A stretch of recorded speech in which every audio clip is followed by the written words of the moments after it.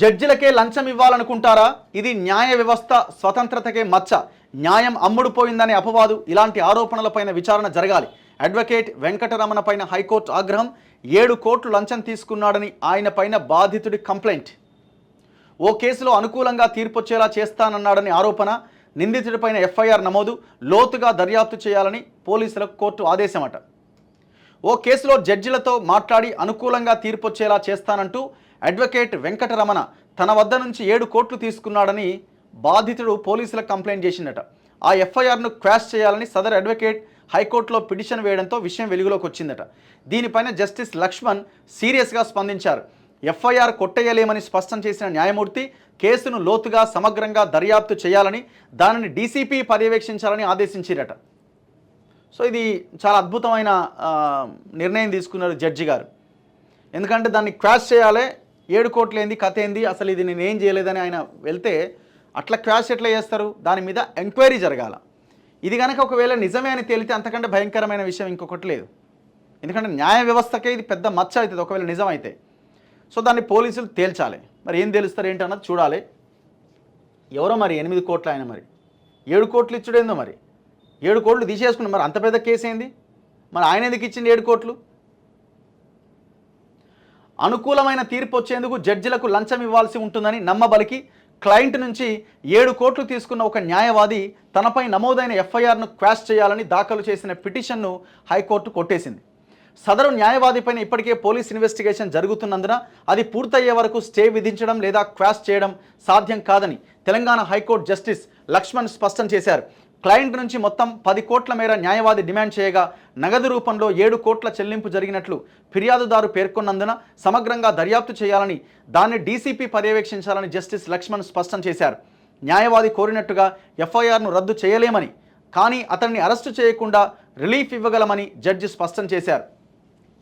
విచారణ జరగాల్సిందే. న్యాయవాది వేదుల వెంకటరమణ దాఖలు చేసిన పిటిషన్ పైన విచారణ సందర్భంగా జస్టిస్ లక్ష్మణ్ ఆసక్తికరమైన వ్యాఖ్యలు చేశారు. పిటిషనర్ పైన వచ్చిన ఆరోపణలు తీవ్రమైనవి. ఈ కోర్టు న్యాయమూర్తులకు లంచం ఇవ్వడానికి క్లయింట్ నుంచి డబ్బులు తీసుకున్నారనే ఆరోపణ న్యాయ వ్యవస్థ స్వతంత్రతపైనే తీవ్రమైన సందేహాన్ని కలిగిస్తున్నది. న్యాయం అమ్ముడుపోతుందనే సంకేతం ఇచ్చినట్లవుతుంది. ఇలాంటి తీవ్రమైన ఆరోపణలపైన విచారణ జరగాలి అని జస్టిస్ లక్ష్మణ్ తన ఉత్తర్వుల్లో పేర్కొన్నారు. ఎఫ్ఐఆర్ను రద్దు చేయాలని న్యాయవాది దాఖలు చేసిన పిటిషన్ను కొట్టేశారు. ఫిర్యాదుదారు ఎస్సీ ఎస్టీ అత్యాచారాల నిరోధక చట్టం కింద కూడా కంప్లైంట్ చేసినందున అరెస్టు చేయకుండా ప్రొటెక్షన్ ఇస్తున్నామని, ముందస్తు బెయిల్ పొందాల్సిన అవసరం కూడా ఉండదని జడ్జి పేర్కొన్నారు. సిఆర్పిసిలోని సెక్షన్ 483లోని ప్రత్యేక అధికారాలతో ఈ వెసులుబాటు కల్పిస్తున్నట్టుగా పేర్కొన్నారు. ఇన్వెస్టిగేషన్ ఆఫీసర్కి కూడా సూచన చేసిరట. దీనికి ముందు మార్చి 7వ తేదీన జరిగిన విచారణ సందర్భంగా ఇన్వెస్టిగేషన్ ఆఫీసర్కు కొన్ని సూచనలు చేశారు.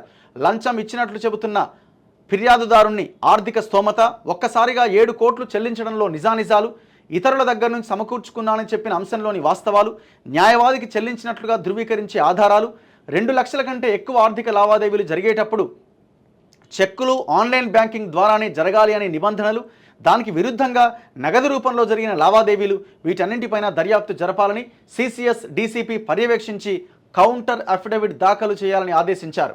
అనంతరం పోలీసులు సమర్పించిన కౌంటర్లో 15 మంది సాక్షులను విచారించి వారి నుంచి తీసుకున్న వాంగ్మూలాన్ని పొందుపరిచారు.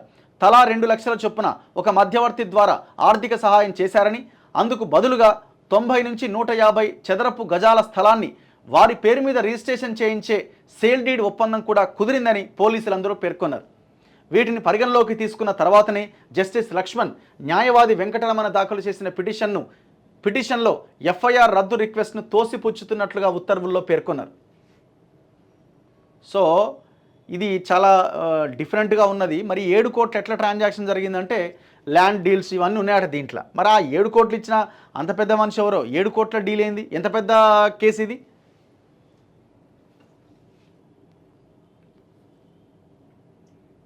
న్యాయవాదిగా వెంకటరమణను నియమించుకొని 30 లక్షల ఫీజు ఇచ్చాం. కేసు విచారణలో ఎలాంటి పురోగతి లేకపోవడంతో అనుకూలమైన తీర్పు కోసం జడ్జిలకు లంచం ఇవ్వాల్సి ఉంటుందని చెప్పారు. ఫిర్యాదుదారు తన కంప్లైంట్లో చెప్పిండట. గతంలో ఇదే తరహాలో తీర్పులు తెప్పించాలని 10 కోట్లు అవసరమవుతుందని, చివరకు 7 కోట్లకు డీల్ కుదిరిందని, నగదు రూపంలోనే చెల్లించామని ఇలాంటి అంశాలను పోలీసులకు చేసిన ఫిర్యాదులో ఫిర్యాదుదారు వెల్లడించాడు. నీకు 7 కోట్లు ఎక్కడి మరి? అది కూడా నగదట, క్యాష్ ఇవ్వడం వల్ల.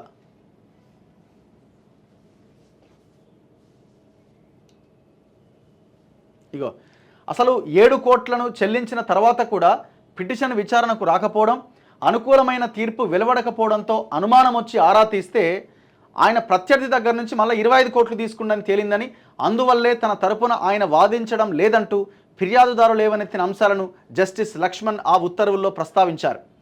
చెల్లించిన డబ్బు తిరిగి ఇవ్వాల్సిందిగా ఒత్తిడి చేస్తే న్యాయవాది ₹1 కోటి రిటర్న్ చేసిండట.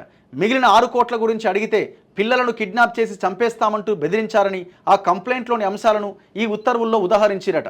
అనేక పరిణామాల అనంతరం పోలీసులు ఎఫ్ఐఆర్ చేయడంతో దాన్ని రద్దు చేయాల్సిందిగా న్యాయవాది వేదుల వెంకటరమణ హైకోర్టులో పిటిషన్ వేసిండట. ఈ కథ గమ్మత్తుందిగా ఇది.